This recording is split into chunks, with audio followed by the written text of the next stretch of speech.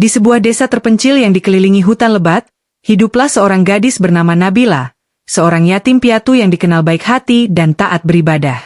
Sejak kecil, ia tinggal bersama ibunya yang seorang penjual jamu keliling.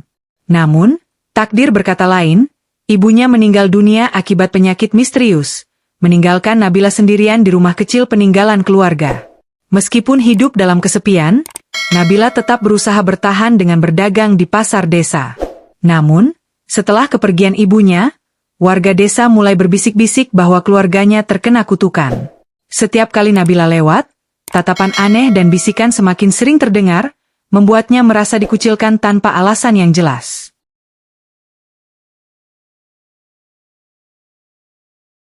Suatu malam, seorang dukun tua bernama Ki Sanjaya datang ke rumah Nabila. Ia membawa tongkat kayu panjang dan mengenakan jubah hitam dengan rumbai merah di ujungnya. Dengan suara serak, ia menyampaikan sebuah pesan yang mengejutkan. Nabila, kau harus segera menikah untuk menghapus kutukan yang menimpa desa ini. Tapi bukan dengan manusia, melainkan dengan seekor kambing hitam, ucapnya dengan nada menyeramkan.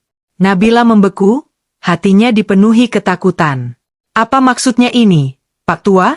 Tanyanya dengan suara bergetar. Ki Sanjaya menjelaskan bahwa ibunya telah melanggar aturan leluhur, dan hanya pernikahan ini yang bisa menyelamatkan desa dari bencana besar.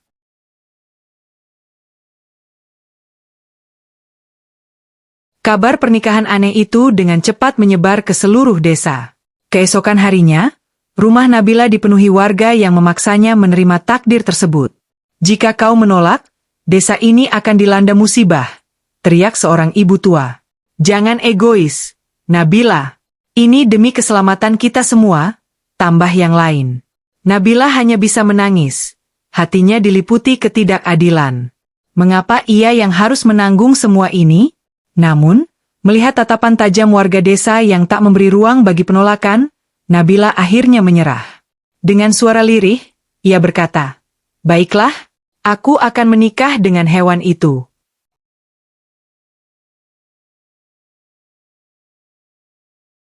Hari pernikahan yang tidak masuk akal itu akhirnya tiba. Di tengah lapangan desa, sebuah panggung kayu didirikan sebagai tempat akad. Nabila dipakaikan gaun putih sederhana, tetapi raut wajahnya jelas menunjukkan keengganan. Di sebelahnya, seekor kambing hitam besar berdiri, diikat dengan tali merah. Ki Sanjaya memimpin ritual tersebut dengan suara lantang, sementara warga desa menyaksikan dengan harapan besar. Dengan ini, kami menyatukan Nabila dan makhluk yang membawa kutukan ini dalam ikatan suci, seru dukun tua itu. Hati Nabila menjerit. Ia menutup mata, berharap semua ini hanyalah mimpi buruk yang akan segera berakhir.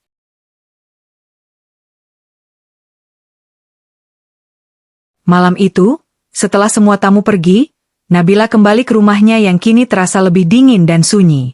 Kambing hitam itu berada di sudut ruangan, diam tanpa suara. Nabila menatapnya dengan rasa takut dan benci. Apa dosa yang telah aku perbuat hingga harus mengalami semua ini? Bisiknya dalam hati. Ia merasa hidupnya telah berakhir.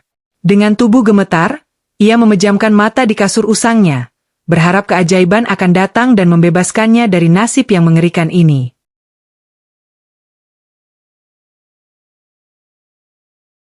Malam itu terasa lebih dingin dari biasanya. Nabila berbaring di kasurnya yang lusuh, menatap langit-langit kayu yang mulai lapuk. Ia masih sulit menerima kenyataan bahwa dirinya telah menikah dengan seekor kambing hitam. Rasanya seperti mimpi buruk yang tak kunjung usai. Kambing itu berdiri diam di sudut ruangan. Matanya tajam seolah sedang mengamati setiap gerak-geriknya. Tubuh Nabila gemetar, bukan hanya karena udara dingin, tetapi juga karena perasaan aneh yang menyelimuti hatinya. Apa yang sebenarnya terjadi padaku? Batinnya penuh kegelisahan. Ia menutup mata, berusaha tidur, tetapi setiap kali memejamkan mata, ia merasa ada sesuatu yang mengawasinya dalam kegelapan.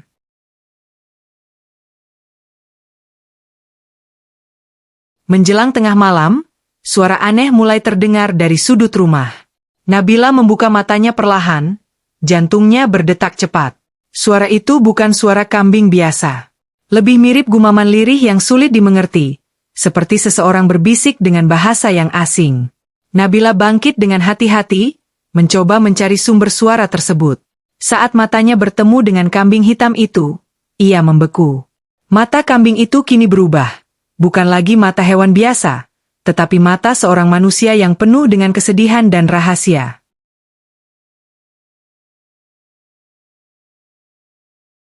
Tiba-tiba, angin dingin berhembus masuk dari celah jendela.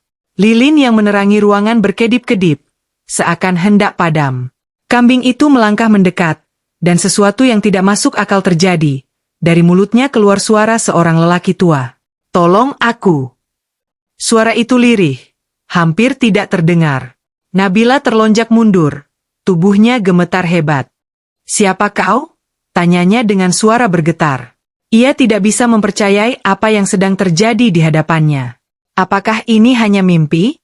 Atau ada sesuatu yang lebih mengerikan yang sedang terjadi?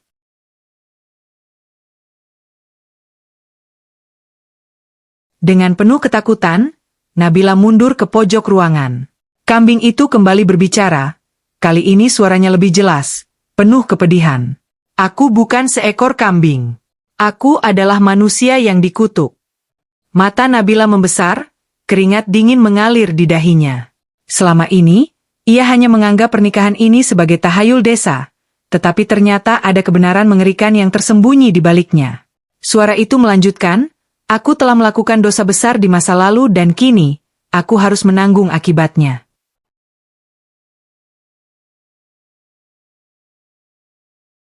Nabila mulai merasa pusing. Pikirannya dipenuhi dengan pertanyaan yang tak kunjung mendapat jawaban. Jika benar ada seseorang yang terperangkap di dalam tubuh kambing ini, apa yang sebenarnya terjadi? Siapa yang telah melakukan kutukan ini? Dan yang paling penting, bagaimana caranya agar ia bisa keluar dari situasi ini? Saat itu, dari luar rumah, terdengar langkah kaki mendekat. Seseorang mengetuk pintu dengan keras. "Nabila, bukalah pintu." Itu suara Ki Sanjaya, dukun yang menikahkannya.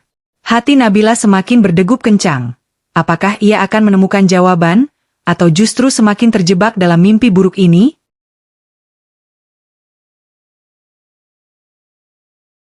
Pintu kayu itu bergetar keras saat Ki Sanjaya terus mengetuknya dengan kasar. "Nabila, cepat buka pintu." Suaranya terdengar mendesak. Dengan tangan gemetar, Nabila melangkah mendekat, tapi sesuatu di dalam dirinya merasa ragu. Haruskah ia membuka pintu dan menghadapi kenyataan? Atau tetap bersembunyi dalam ketakutannya? Kambing hitam itu masih berdiri di tengah ruangan, menatapnya dengan sorot mata yang kini terasa lebih manusiawi. Nabila menarik napas dalam, lalu dengan keberanian yang tersisa, ia membuka pintu perlahan. Ki Sanjaya berdiri di depan rumah dengan wajah penuh kegelisahan, ditemani beberapa orang desa yang membawa obor. Tatapan mereka tajam, seolah ada sesuatu yang ingin mereka tuntut dari Nabila.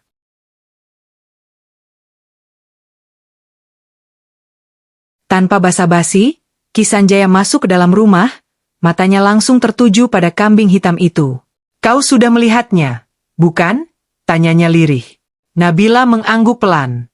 Ada sesuatu yang aneh dalam nada bicara Ki Sanjaya, bukan sekadar kemarahan atau kekhawatiran, tetapi rasa bersalah. Lelaki tua itu mendekati kambing, lalu berlutut di depannya. "Maafkan aku," ucapnya. Warga desa yang berdiri di ambang pintu saling bertatapan, bingung dengan apa yang sedang terjadi. "Kutukan ini bukan hanya ujian bagimu, Nabila, tetapi juga bagiku," lanjutnya. Air mata mengalir di wajah keriputnya, membuat Nabila semakin bingung.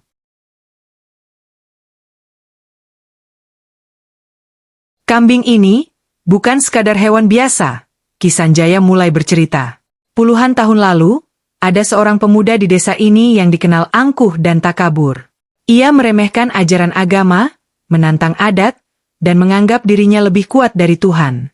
Hingga suatu malam, dalam kesombongannya, ia menantang kekuatan gaib, berbuat dosa yang besar, dan akhirnya dikutuk menjadi hewan ini." Nabila menahan napas, matanya beralih ke kambing hitam yang berdiri diam. "Dan pemuda itu adalah anakku," lanjut Ki Sanjaya, suaranya nyaris tak terdengar. Nabila tersentak. Kebenaran yang selama ini tersembunyi akhirnya terungkap.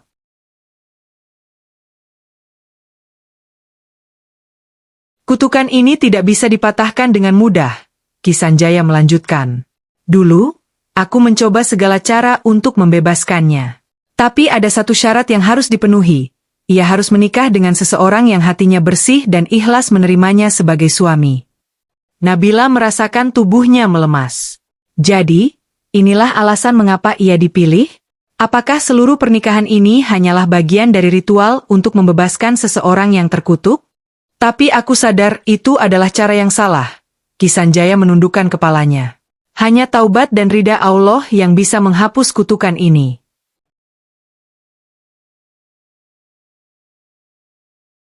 Malam semakin larut, tapi Nabila merasa seakan hidupnya baru saja dimulai kembali.